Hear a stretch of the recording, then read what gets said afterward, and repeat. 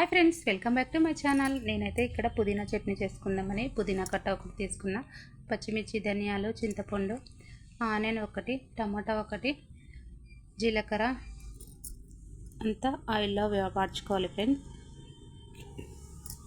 ఆయిల్లో వాడ్చుకున్నాక brown colour వచ్చే వరకు ఆయిల్లో వాడ్చుకొని మళ్ళీ మంచిగా పుదీనా మంచిగా కడిగి పెట్టుకున్నాను పక్కన, అది కూడా ఆయిల్లో వాడ్చుకోవాలి.